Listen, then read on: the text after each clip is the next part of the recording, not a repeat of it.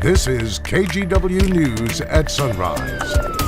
One of our top stories this morning on Sunrise involves a man who wound up getting shot after leading Oregon State troopers and Linn County Sheriff's deputies on a car chase from Corvallis to Albany. We're going to hear from a witness who saw the whole thing unfold coming up in our top story. Plus, Hamlin made a hit.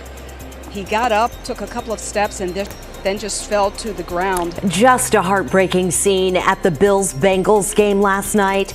Teammates and coaches visibly distraught as Damar Hamlin gets carted off the field. What we've learned about his condition coming up. And Portland area food cart owners getting ready for some big changes to their industry. Coming up, what new rules and regulations they'll have to follow as we begin the new year. it is the third day of the new year, a Tuesday here in the Sunrise Show, but the first show of the new year for this one and this one. Brenda and Christine back this morning for the Sunrise Show, and Chris. And the one you usually see us here? Hey, he was here with me yesterday. Very happy to have you back this morning, Nice Chris. to see you. Welcome back. Happy Thank New Year, you. ladies. Let's get you out the door right now. We are waking up to a few light sprinkles across the region. Radar showing that, and the progress over the last 3 hours or so. They're kind of walking their way here through southwest Washington and northwest Oregon this morning. They will end, but there's another batch of moisture offshore that will come sweeping through here later today. So a brief lull in the rain and then more wet weather, I think, this afternoon. 37 last check in PDX with the east breeze still there, not as strong as yesterday. And the plan for today has temperatures very slowly climbing into the 40s later today with a round of light rain expected this afternoon. Your full forecast with a look ahead to the rest of the week in just a few minutes. All right, Chris, thank you for that update. We do want to get back to our top story this morning. A man is recovering in the hospital after he was shot by an Oregon State trooper. This man led troopers and Linn County Sheriff's deputies on a chase yesterday from Corvallis to Albany. It happened at around noontime. Oregon State Police say they were assisting the Linn County Sheriff's Office with this high-speed chase. They don't say exactly how it started, though. According to Oregon State Police, a trooper shot the suspect in the shoulder. After that chase ended, they noted that other officers also fired their weapons. A neighbor in that area took this video after hearing about the chase on Facebook. He says it looks like the suspect hit one of the bridge posts on the overpass there. As I got there, they were hauling the suspect away in the ambulance towards Good Sam in Corvallis. There have been a few car chases that have gone by, but they're fairly rare. And for one to end, right by me with a police shooting, that's very unusual for Albany, yes. Again, the man who was shot by the state trooper was taken to the hospital. Police have not provided us with an update on his condition. We do know that no officers or deputies were hurt yesterday. The Albany Police Department is taking the lead on this investigation. A 28-year-old man will appear in court today, charged with murdering 4 University of Idaho students. Police arrested Brian Koberger in Pennsylvania last week. He was a Washington State University student studying for his PhD in criminal justice. Koberger is expected to waive extradition and return to Idaho as early as tonight. The family of one of the victims, Kaylee Gonsalves, said they had never heard of Koberger before his arrest. Until he's back in Idaho, the evidence police used to build a case against him is sealed. I want this guy to get, whoever this person that was responsible for this, I want him to be sick of seeing us and sick of knowing that these people won't let it go. The public defender representing Koberger says his client was shocked by his arrest and believes he'll be found innocent and cleared of all charges. The Today Show will have an exclusive interview with Koberger's lawyer coming up at 7 o'clock right after sunrise.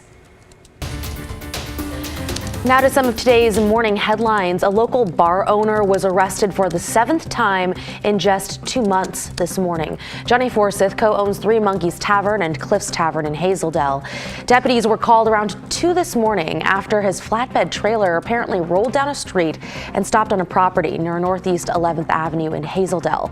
The Clark County Sheriff's Office says he was arrested for stalking after his GPS monitor showed he'd violated a restraining order.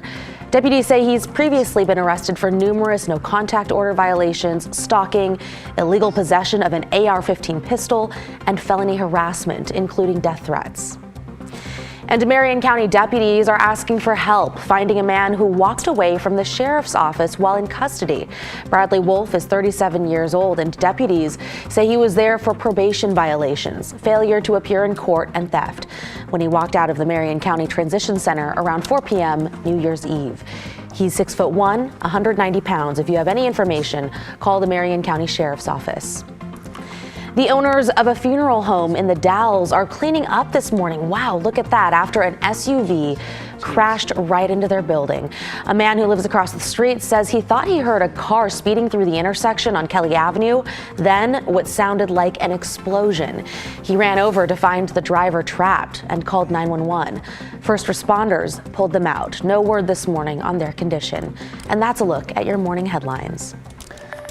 A new year means some new rules for food carts in Portland. As KGW Joe Ranieri explains, these rules have to do with what goes down the sinks in those food carts and where it all ends up. Food truck owners have two options going forward. One, they could have their food carts connected to the sewer, or they can have it connected to one of these cubes like we see throughout parts of this food cart here in Southwest Portland. If it's connected to a cube, the new rules require them to have it pumped out on a regular basis. But the cost to do that might surprise you. And it's the cost that some of these owners realize they have to pay no matter what. As the food cart scene in downtown Portland gets ready for what's expected to be another busy year, many of them are preparing for changes. We're not connected to the sewer, but I think 3 times for us, it's been enough. Starting this year, they either have to have their food cart connected to a sewer line or have these cubes emptied out on a regular basis. That's what we have to do. Which is better to have someone to take it, or be able to be on business actually. Filibardo Saldana runs La Piñata Tacos along Southwest 3rd Avenue. He says he has his cubes of wastewater pumped out at least 3 times a week, which doesn't come cheap. He told me it costs him about $60 every time it's pumped out, and that can eat away at his profits when he's paying over $700 a month to get it done. It was 4 years ago when the Oregon Health Authority implemented the new rule saying the food carts and pods could no longer store wastewater because of health and safety risks. Last fall, we spoke with Jeff Martin with Multnomah County Environmental Health Department. He said the wastewater cubes were only meant to be a short-term fix. Wastewater that is being generated from these mobile units are full of debris that can attract rodents. They can, when breaks do happen, they contaminate the stormwater drains which go into the Willamette. We checked in at the food trucks along Alberta and Northeast Portland. Co-owner of Mole, Brenda Flores, says she's thankful she's able to connect to the sewer. Less of a mess and less of a hassle, too. Also, gives us more space because, it's, taking away a big cube of, dirty water, and it just doesn't look very pretty. If these cubes aren't cleared out on a regular basis, the county does have the right to fine the carts or shut them down permanently. It's still not clear just how often the county is going to make sure that these cubes are pumped out, though. In Southwest Portland, Joe Ranieri, KGW News. The scenes out of California have been absolutely nuts. Dangerous floodwater leading to more rescues yesterday on the West Coast. A driver had to be ferried to safety when she got caught in floodwaters near Sacramento, California.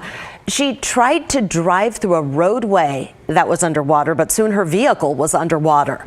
A local fire department deployed a raft and then managed to get her to dry land, where she is expected to be okay. More rain, unfortunately, expected to hit that area tomorrow. All right, again, Chris is in for Rod Hill this morning. Chris, rain is really going to dominate the weather headlines for a lot of us here on the West Coast. Yeah, and we're going to get wet here, right? But California is going to probably bear the brunt of this atmospheric river here that's targeting the West Coast. So with that in mind, let's go ahead and give you a quick look at the rainfall forecast, the projection over the next 6 days. Check this out. Big bullseye through northern and central California, indicating inches and inches of rain between now and Sunday. And we get a little taste of that as well here in western Oregon and southwest Wisconsin. Where did I say Wisconsin? Washington, the other W state, right? Oh, my goodness. All right, somebody needs to wake this guy up. We've got some sprinkles out across the region early this morning. That will be walking their way. They'll be walking their way off to the north and east early through the day. So I think a quick shot of some sprinkles this morning, and then a significant amount of dry time before our next weather maker pinwheels in off the Pacific. This system, just like yesterday's, is weakening as it gets closer but it's still going to bring enough moisture with it to bring us some showers, I think, later today.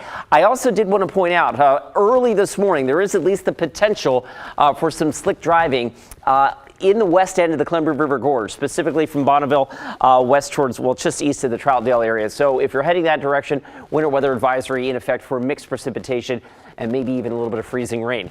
Temperatures there will climb above freezing as we get into the afternoon. East wind, though, continues today. Not as strong as yesterday. It was a really windy day out towards Corbett. Corbett clocked wind gusts well in excess of 60 miles an hour yesterday. I think we back off the wind a little bit today, but then it ratchets back up again tomorrow as yet another Pacific storm system targets the region. I keep saying storm. These are very weak systems, and they're far away. So we're only getting a little glancing blow from this second one today with some showers. And I think the same deal as we go into the forecast tomorrow. Strong offshore wind on Wednesday, and then another batch of rain coming in likely during the afternoon commute tomorrow. But as we walk through the rest of our 7-day forecast, you can see that the showery, wet days will take up the entirety of my 7-day forecast. And guys, I think the wettest part of our 7-day now is actually leaning towards the Friday, Saturday time frame as opposed to tomorrow. So tomorrow's system will bring some rain, but I think more significant will be the wind. Back to you. Okay, lots of rain headed our way. Thank you so much, Chris. Now to a terrifying moment in the NFL. You may have seen it, heard about it. A player for the Buffalo Bills goes into cardiac arrest right in the middle of the game. We'll show you what happened and get an update on his condition this morning.